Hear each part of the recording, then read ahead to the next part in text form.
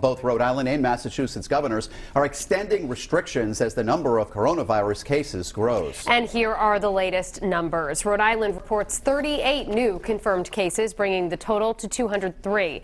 Massachusetts reporting 823 new cases, bringing that state's total to more than 3,200, including 129 in Bristol County. Massachusetts also reports 10 more deaths, including the first in Bristol County, a woman in her 90s with pre-existing conditions. So far, 35 people have died from the virus in Massachusetts. Governor Charlie Baker is now asking anyone visiting Massachusetts to self-quarantine for 14 days. Meanwhile, in Rhode Island, state police have set up checkpoints following Governor Gina Raimondo's order requiring people from New York to self-quarantine. Today, the governor also extended a number of her orders restricting what can and cannot be open. Eyewitness News politics editor Ted Nesi joins us live from the State House with what she had to say. Ted. Good evening, Shannon. New protocols today, even here at the State House, where anyone who must enter is now being screened with medical questions about their own history before being allowed in. Governor Gina Raimondo shouldering a binder packed with paperwork as she headed into her office Friday to continue Rhode Island's battle against coronavirus. I have spent last night reviewing all of our executive orders and all of our regulations. The ban on gatherings of 10 or more and the shutdown of dine-in restaurant service both extended to April 13th.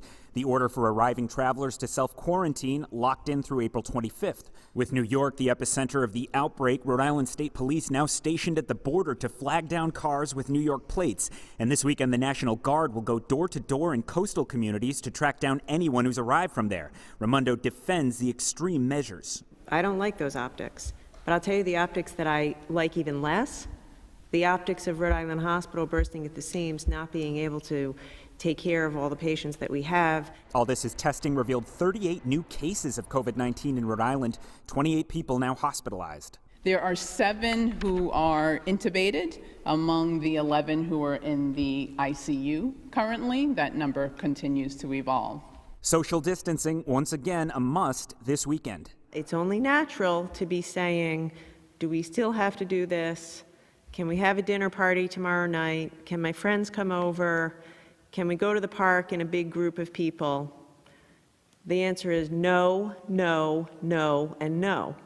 If we were to have an outbreak right now, similar to what you're seeing in New Orleans or New York City or elsewhere, we are not ready for that. We are not set up for that.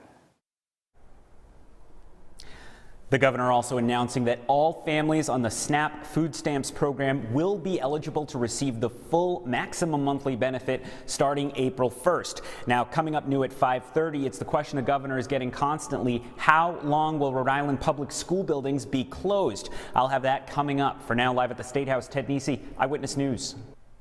Shannon, the order that the governor might be getting asked about the most is the order keeping public school buildings closed for now. As we know, currently students are expected to keep taking classes at home through next week, but the governor told us today she plans to make a, quote, special announcement on Monday about the rest of the school year. I will say right now, I am so proud of you for the way you've handled the distance learning. And I mean that. It's incredible. We are the only state in the country doing this, and you're doing a great job. In a week, we have figured out how to provide distance learning to over 140,000 school children. We decided as a community we weren't going to throw in the towel. We weren't just going to throw our hands up and say school's canceled. At the time we said that, we weren't really sure if we could do it or exactly how we would do it. You guys are doing it. Attendance rates are up. Students are completing their assignments. Now, I'm not saying this isn't glitch-free. It is full of glitches, and I'm aware of that. We're working every day to get a little bit better at it. But to all of you who've really put your shoulder into this and been innovative, I want to say thank you. We're absolutely getting better. We're learning how to do it better, especially for kids with special needs. So on Monday, I'll be making an announcement about school. But for now, as we end our first week, hats off to everybody. It's going better than I could have ever hoped, and I'm grateful for it. Massachusetts Governor Charlie Baker has already said that school buildings there will remain closed for the entire month of April. And based on her other moves today, Raimondo is widely expected to make a similar decision. But right now, both Baker and Raimondo seem unwilling to throw in the towel for the entire rest of the school year. So we'll keep an eye on that. Live at the State House, Ted Nesi, Eyewitness News.